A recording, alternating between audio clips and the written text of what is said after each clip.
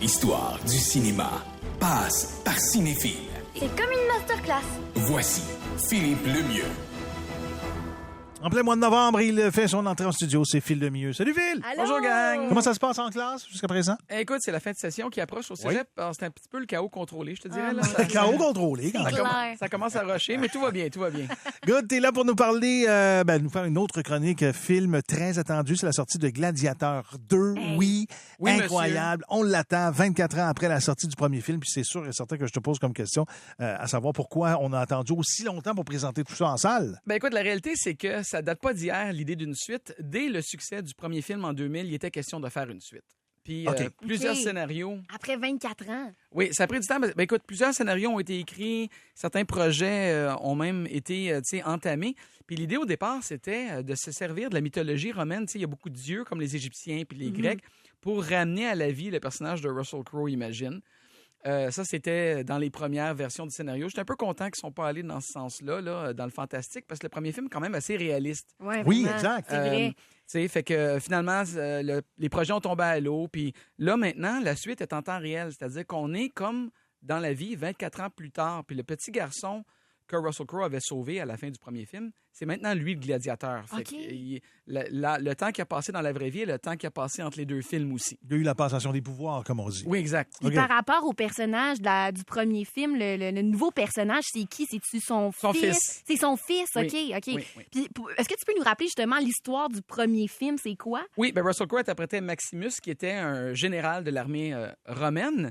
Et en fait, Joaquin Phoenix jouait Commode, qui était le fils de l'empereur, puis il a tué son père pour avoir accès au trône.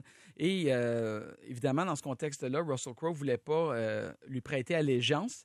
Ça fait que sa famille a été tuée, il s'est retrouvé esclave, puis ensuite, il va gravir les échelons du monde du gladiateur pour finalement pouvoir venger la mort de sa famille et de l'empereur, OK. de qui il était proche, dans l'arène en se battant contre Joaquin Phoenix. OK. Wow. Et si tu nous donnes ton point de vue maintenant d'expert en cinéma, quelle est ton opinion là, du premier film? Écoute, on retourne quand même 24 ans en arrière. Moi, il fallait que je fasse appel à ma mémoire. Quand on a fait parlé des longtemps. gladiateurs, je vais dire ah oui, ah oui, ah oui, ah oui, ah oui. C'est quoi ton opinion par rapport à ça? Oui, mais premièrement, officiellement, il faut le savoir, le film a eu 12 nominations aux Oscars et a remporté 5 statuettes. Meilleur film en Quand 2000. même.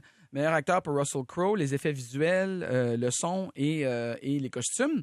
Ce qui est dommage, c'est que Ridley Scott, à l'époque, n'avait pas remporté l'Oscar du meilleur réalisateur pour lequel il était nommé.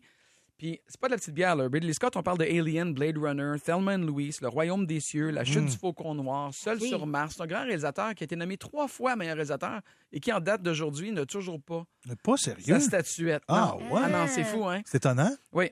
Mais écoute, moi, le film original, personnellement, je trouve la distribution Russell Crowe, Joaquin Phoenix, qui méritait lui aussi un Oscar pour sa performance, on va se le dire. Mais même Ji-won Hunsu et Connie Nielsen, qui jouait le rôle principal féminin, ont tous livré des performances extraordinaires.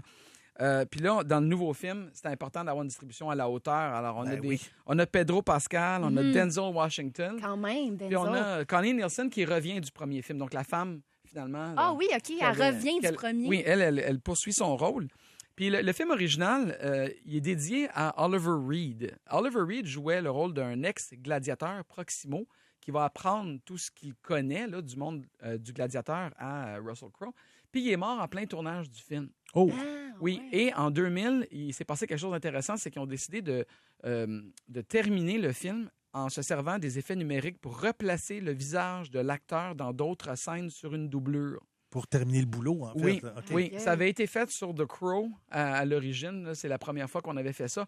Mais là, c'est vraiment très convaincant. Il y a des nouvelles scènes où l'acteur n'était pas là pour les filmer finalement, mais on a réussi Ils ont réussi à s'arranger pour le. C'est Oui. incroyable. Puis on recule quand même, il y a 24 ans. Tu sais, la techno Oui, était oui, quand oui, même mais pas pire. c'est encore récent. Là, tu sais. Ouais. Impressionnant. Puis les effets numériques, justement, de ce film-là, ils tiennent bien la route malgré l'âge. Là.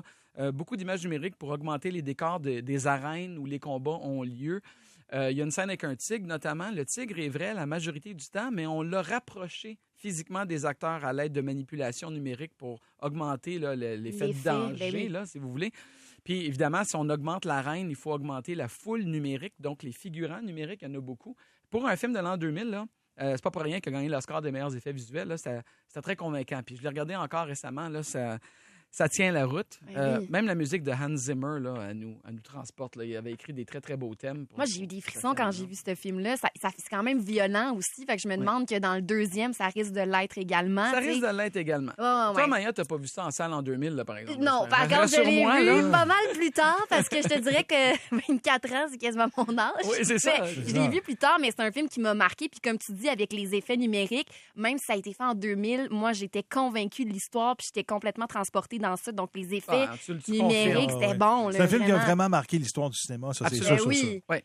Puis bon, c'est rare quand même. Le peplum, on s'entend, c'est un genre qui est disparu. Je veux dire, il y a des films médiévaux fantastiques, je pense aux séries comme Le Seigneur des Anneaux ou Game of Thrones, Ouais. mais des vrais peplums classiques, là, comme les Italiens en faisaient dans les années 50 et 60, il n'y en a pas énormément. Je pense, il y a eu la série Rome à HBO de 2005 à 2007 qui était vraiment très bonne, elle aussi plutôt violente. Là. Ouais. Fait que là, c'est l'occasion de renouer avec le genre, je pense, cette fin de semaine, d'aller voir Gladiateur 2, puis s'amuser, là, puis se divertir. Ça sort en fin de semaine, là. Oui, ça sort le vendredi. Là. Parfait, c'est sûr qu'on va demain. le voir. Eh oui. Hey, Phil, merci beaucoup. Ça me fait plaisir. On se reparle avant les fêtes, Ah, j'imagine? certain, il y a des gros films qui vont sortir. Oh, Parfait, tu es yes. toujours le bienvenu.